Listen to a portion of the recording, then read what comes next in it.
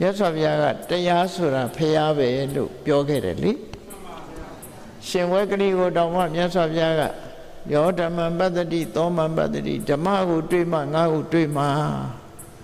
မင်းဓမ္မကိုတွေ့မှငါ့ကိုတွေ့မှငါနဲ့တွေ့မှလေဓမ္မဆိုတာသိမှလို့ရှင်အနန္ဒာကိုမှားခဲ့တဲ့စကားတစ်ခုဆိုရင်ငါပြိဋိဘံဆံသွားလို့ရှိရင်ငါဟောခဲ့တဲ့ဝိနည်းပြညတ်ခဲ့တဲ့ဝိနည်းနဲ့ဟောခဲ့တဲ့ဓမ္မတွေဟာမင်းတို့ရဲ့ဆရာပဲဆိုရင်မြတ်စွာဘုရားကsuccessor အနေနဲ့ယာဓုဆက်ခံဖို့ရပုဂ္ဂိုလ်ကိုမရွေးခဲ့ဘူးဓမ္မဝိနည်းကိုသာရွေးခဲ့တာဖြစ်တယ်အခုခေတ်ကျတော့လူကိုပဲရွေးကြတယ်လေ